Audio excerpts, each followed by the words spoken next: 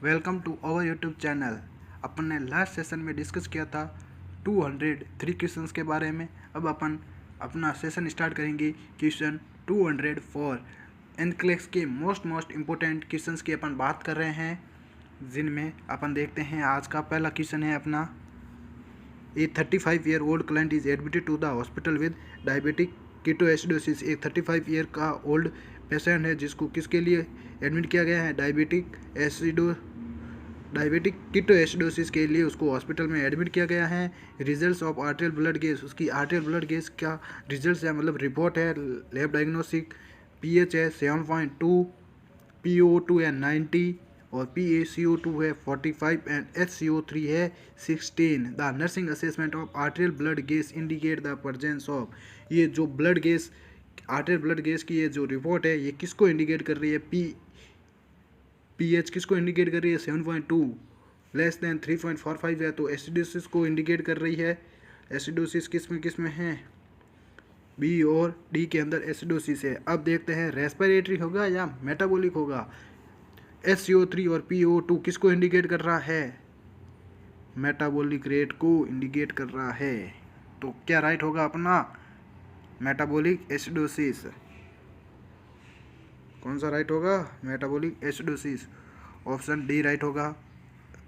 चलिए अगला क्वेश्चन देखते हैं। एक client presents to the psychiatric unit crying hysterically, she is diagnosed with severe anxiety disorder, the first nursing action is to. एक client है presents to the psychiatric unit crying hysterically, उसकी history तो cry रो रहा है। She is diagnosed with severe anxiety disorder, severe anxiety disorder से diagnosed किया गया है। The first nursing action is to.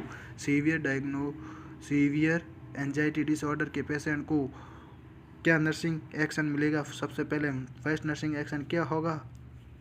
क्या demand that she relax, ask what is the problem, stand or sit next to her or give her something to do. Anxiety हो रही है तो उसको अपन रिलैक्स के लिए नहीं बोल सकते, क्योंकि एंजाइटी रिलैक्स नहीं करने देती है। Ask what is the problem, अपन उसको पूछेंगे कि क्या प्रॉब्लम है, तो वो प्रॉब्लम को रियलाइज़ करेगा, वापस उसको सोचेगा, तो उसको और एंजाइटी होगी। तो कभी भी अपन नेवर एवर ये नहीं करेंगे। तो stand or sit next to हर, उसके साथ में बैठेंगे और बात करेंगे। Give her something to do नहीं। तो कौन सा ऑप्शन राइट होगा? Stand or sit next to her, stand to sit next to her. चलिए आगे देखते हैं।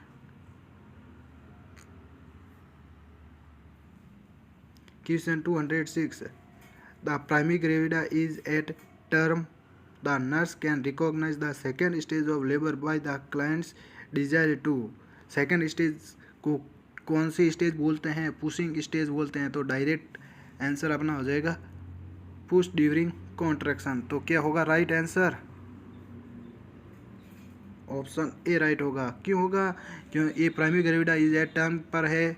The nurse can recognise the second stage of labour by the client's desire to. Second stage labour को nurse कैसे desire करेगी, कैसे पहचानेगी? Pushing efforts आएंगे उसके अंदर, और सेकेंड स्टेज को ही also known as pushing stage बोलते हैं। तो पुश ड्यूरिंग कॉन्ट्रैक्शन के दौरान पुश आउट होगा। तो ऑप्शन ए राइट होगा। चलिए आगे देखते हैं। The nurse working with a client who is out of control should follow a model of interventions that includes which of the following. The nurse working with a client के साथ work कर रही है, इज आउट ऑफ कंट्रोल, जो क्या है? Out of control, जिसको control नहीं किया जा सकता। A follow a model of intervention that includes which of the following, उसके लिए कौन सा मॉडल का इंटरवेंशन फॉलो करेंगे? तो क्या approach the client on A continuum of list restrictive care, very important. कभी भी लिस्ट मतलब कभी भी रेस्ट्रिक्टिव केयर उसको नहीं दी जाएगी, क्योंकि उसके सेल्फ हार्म को इंडिकेट किया जा सकता है। इसमें उसके लिए उसके रूल्स एंड रेगुलेशंस को फॉलो नहीं किया जा सकता। तो क्या नहीं कर सकते अपन? रेस्ट्रिक्टिव केयर को क्या करेंगे? लिस्ट करेंगे उसको। कभी अगर कोई भी आउट ऑफ कंट्रोल है तो भी उसको अपन रेस्ट्रिक्टिव केयर नहीं दे सकते। तो क्या राइट आंसर होगा? ए। approach the client on a continuum of least restrictive care. Approach the client on a continuum of least restrictive care दी जाती है restrictive care, मिनिमम यूज करना है restrictive care को least। चलिए आगे देखते हैं।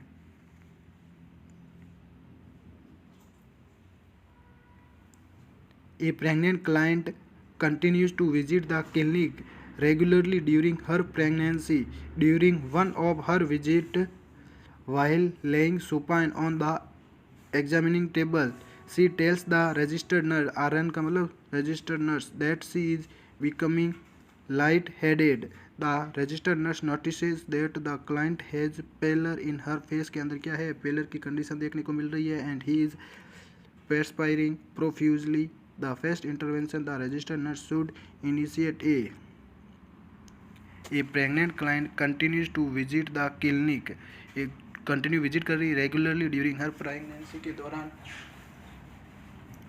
के दौरान कंटिन्यू विजिट कर रही है during one of her visits while laying supine on the examining table के दौरान उसको सुपाइन पोजीशन दी जा रही है, मतलब सुपाइन पोजीशन में जा रही है, तो उसको को रजिस्टर्ड नर्स क्या बोलेगी, help the client to a sitting position में उसको बैठाने के लिए हेल्प करेगी नर्स। तो कौन सा ऑप्शन राइट होगा अपना, ऑप्शन डी राइट होगा, help the client to a sitting position.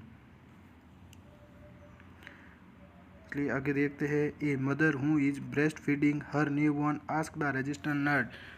एक मदर है जो ब्रेस्ट फीड करवा रही है अपने बच्चे को, आस्क द रजिस्टर्ड नर्स को पूछ रही है, हूँ how can I express milk from my breast natural manually. The registered nurse tells her that the correct method for manual milk expression includes using the thumb and the index finger to. एक mother पूछ रही है जो breast feed करवा रही है अपने बच्चे को, रजिस्टर्ड नर्स से पूछ रही है, how can I express milk from my breast manually तरीके से ब्रेस्ट को एक्सप्रेस कैसे किया जा सकता है, रजिस्टर्ड नर्स को बोलेगी। तो नर्स क्या बोलेगी, करेक्ट मेथड क्या होगा, उस थंब और इंडेक्स फिंगर को कैसे अपन मतलब थंब और इंडेक्स फिंगर से आप अपने मैनुअली ब्रेस्ट मिल्क को एक्सप्रेस कर सकते हो। तो थंब और फिंगर का क्या रोल है, कैसे करते हैं, क्या alternately compress and release each nipple, क्या अपने इंडेक्स फिंगर और थंब से क्या करेंगे, कंप्रेस करेंगे, नहीं कभी भी नहीं करेंगे। Roll the nipple and gently pull the nipple forward, नहीं ये भी नहीं होगा। Slide the thumb and index finger forward from the outer border of areola toward the end of the nipple के एंड पे उसको क्या करेंगे अपन, फॉरवर्ड इंडेक्स फिंगर के द्वारा क्या करेंगे अपन, एरियोला को टच करेंगे, नहीं ये भी एक्सप्रेस मिल्क के लिए नहीं होगा।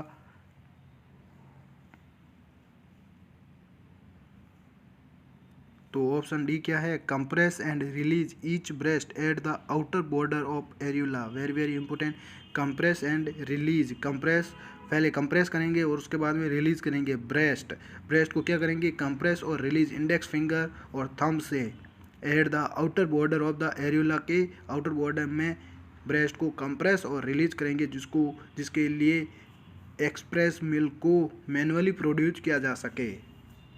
तो क्या राइट होगा अपना आंसर, डी राइट होगा, compress and release each breast at the outer border of the areola. चलिए आगे देखते हैं। A client has been in order for 10 hours, her contractions have become hypo active and slowed in duration के दौरान एक client है, 10 our का labour है, her contractions have become hypo active है, मतलब एक्टिव कम है, एंड सेलोड इन ड्यूरेशन के दौरान सेलोड हो रहा था। फिटस इज एज स्टेशन क्या है, 0 स्टेशन, सर्विक्स इज डायलेटेड कितने हैं 8 सेंटीमीटर एंड इफेस्ट कितना है 90%। The physical orders and oxytocin, मतलब ऑक्सीटोसिन को पिटोसिन बोलते हैं, इन्फ्यूजन।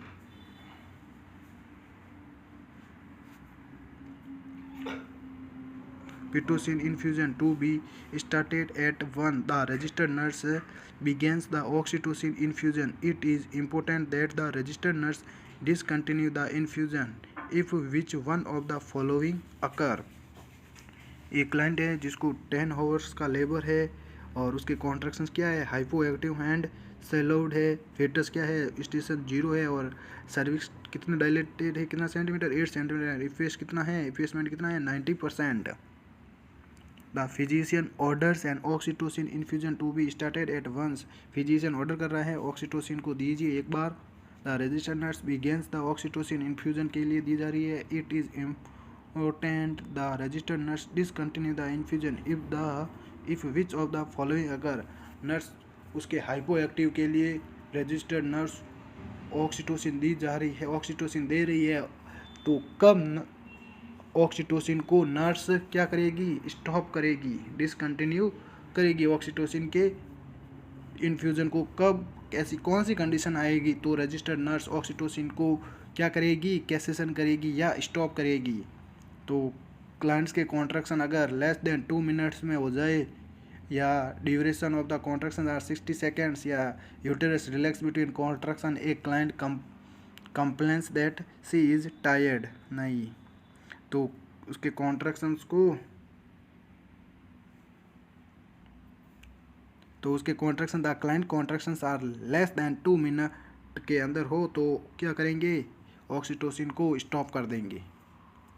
अगला क्वेश्चन है, ए 2 month old infant is receiving IV fluids with a volume control set. The nurse uses this type of tubing because it, a 2 month old infant is receiving IV fluids with a volume control set के द्वारा IV fluids उसको receive हो रहा है। The nurse uses this type of tubing because it, मतलब इस प्रकार की ट्यूब को किसके लिए यूज किया जाता है, क्यों यूज किया जाता है, बिकॉज क्योंकि prevents administration of other drug से प्रिवेंट करने के लिए वॉल्यूम सेट कंट्रोल को यूज किया जाता है। क्या prevents entry of air into tubing के अंदर एंट्री, एयर एंट्री को प्रिवेंट करने के लिए किया जाता है। या अगला ऑप्शन है अपना, prevents inadvertent administration of a large amount of fluids और प्रिवेंट फेलेबाइटिस। वॉल्यूम सेट कंट्रोल को, वॉल्यूम सेट का मतलब क्या होता है, उसको कंट्रोल करने के लिए, अमाउंट को कंट्रोल करने के लिए दी जाती है। तो उसके अगर वॉल्यूम को कंट्रोल क्यों किया जाता है, या तो कम मात्रा में फ्लूइड्स को प्रोडक्शन करना होता है, या ज़्यादा मात्रा में, लार्ज मात्रा में दिया जाए, तो उसको कंट्रोल करने के लिए वॉल्यूम सेट का उपयोग किया जाता है। तो ऑप्शन कौन सा राइट होगा, ऑप्शन सी राइट होगा। Prevents inadvertent administration of a large amount fluid से प्रिवेंट करने के लिए ही वॉल्यूम सेट कंट्रोल का यूज किया जाता है। चलिए अगला क्वेश्चन देखते हैं। A pregnant client experiences spontaneous rupture of membrane, the first nursing action. Very very very very important, star mark कर देना। एक प्रेग्नेंट क्लाइंट है जिसको एक्सपीरियंस हो रहा है spontaneous rupture of membrane. Spontaneous rupture of membrane का होना कौन सी इंडिकेशन करेगी, तो नर्स उसमें फर्स्ट नर्सिंग एक्शन क्या करेगी, नर्स का पहला रिस्पॉन्स क्या होगा, असेस द क्लाइंट्स रेस्पिरेशन, क्या क्लाइंट्स के रेस्पिरेशन को असेस करेंगे, नोटिफाई द फिजिशियन, या अस्कल्टेट फेटल हार्ट रेट, या transfer to delivery site. Spontaneous rupture of membranes है, मेम्ब्रेन रप्चर हो जाए तो सबसे पहले नर्सिंग का फर्स्ट रोल है क्या, चाइल्ड की या इन्फेंट की क्या करना, फेटल हार्ट रेट को मॉनिटर करना, फीटस की हार्ट रेट को मॉनिटर करना, अस्कल्टेट फेटल हार्ट रेट को अस्कल्टेट करना, और उसके बाद में फिजिशियन को ऑर्डर करना। सबसे पहले फिजिशियन को नोटिफाई नहीं किया जाता है, सबसे पहले फेटल हार्ट रेट को अस्कल्टेट किया जाता है नर्स के द्वारा। अगर स्पॉन्टेनियस रप्चर ऑफ मेम्ब्रेन हो जाए तो नर्सिंग का फर्स्ट रोल होगा अस्कल्टेट फीटल हार्ट रेट। अगला क्वेश्चन है अपना, ए 30-year-old client has a history of several recent traumatic experiences. A 30-year-old client है जिसकी हिस्ट्री क्या है, सेवरल रिसेंट ट्रॉमेटिक एक्सपीरियंस से उसकी हिस्ट्री यही है। She presents at the physician's office with a complaint of blindness, का कंप्लेंट लेके फिजिशियन के पास में आता है। Physical exam and diagnostic test reveal no organic cause. The nurse recognizes this is. Physician क्या करता है, फिजिकल एग्जामिनेशन को टेस्ट करता है और क्या पाता है, नो ऑर्गेनिक कोज, कोई भी ऑर्गेनिक कोज नहीं है, तो वो किसकी कंडीशन को इंडिकेट करेगा, वेरी वेरी इंपॉर्टेंट, उसको स्टार मार्क करना।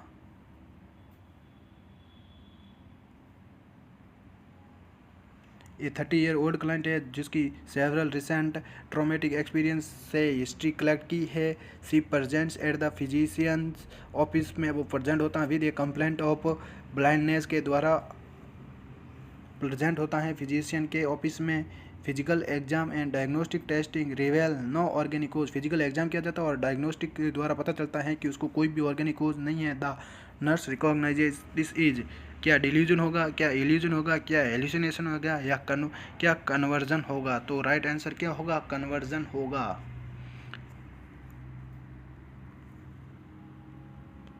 डिल्यूजन से तो फॉल्स परसेप्शन होता है, इल्यूजन से तो परसेप्शन होता है, लेकिन इसमें स्टिमुलाई प्रेजेंट नहीं होता है, और हेल्यूसिनेशन में तो उसको आवाज़ें सुनाई देती है, स्टिमुलाई प्रेजेंट होता है। और कन्वर्जन में तो किसके लिए किया जाता है, ये डिजीज प्रोसेस के लिए किया जाता है। तो कौन सा राइट होगा, कन्वर्जन ना राइट आंसर होगा, option D. A client was not using his seat belt when involved in car accident. Her fractured ribs 5th, 6th and 7th on the left and developed a left pneumothorax. Assessment findings includes, एक client है जो seat belt को use नहीं करता है और car accident हो गया है, और रिब उसकी फ्रैक्चर कौन कौन सी है, 5th, 6th and 7th on left and developed A left pneumothorax, left side की 5th, 6th और 7th रिब्स डैमेज हो गई, फ्रैक्चर हो गई है, और लेफ्ट साइड में क्या हो गया, लेफ्ट न्यूमोथोरैक्स हो गए हैं। असेसमेंट फाइंडिंग्स, कौन सी असेसमेंट फाइंडिंग्स इंक्लूड होगी, क्या crackles and paradoxical chest wall movement होगा, क्या मतलब असेसमेंट करेंगे नर्स, इसकी वजह से crackles and paradoxical chest wall होगा। Decreased breath sounds on the left and chest pain with movement होगा, क्या रोंकाई एंड फ्रोथी स्पुटम होगा, क्या विजिंग एंड ड्राई म्यूकस होगा, ड्राई कफ होगा, तो क्या होगा, decreased breath sounds on the left and chest pain with movement के साथ में चेस्ट पेन होगा, और ब्रीथ साउंड्स लेफ्ट साइड से क्या होगी, डिक्रीज्ड होगी। स्टार मार्क देना क्वेश्चन को। अगला क्वेश्चन है अपना, An 11-year-old boy has received a partial thickness burn to both legs. दोनों लेग्स में partial thickness burn हुआ है। He presents to the emergency room approximately 15 minutes after the accident, के 15 मिनट बाद में वो emergency room में आया है। पेन, उसको पेन असेसमेंट हो रहा, pain with charred clothing to the both legs. What is the first nursing action, इसके लिए फर्स्ट नर्सिंग एक्शन क्या होगा, एक क्लाइंट है जिसको पार्शियल थिकनेस बर्न हुआ है दोनों लेग्स पे, presents to the emergency room approximately 15 minutes after the accident, के 15 मिनट में आया है। In excruciating pain with charred clothing to both legs, what is the first action क्या होगा, apply ice pack to both legs, begin debridement by removing all charred clothing from wound, से मतलब कपड़े को हटाना।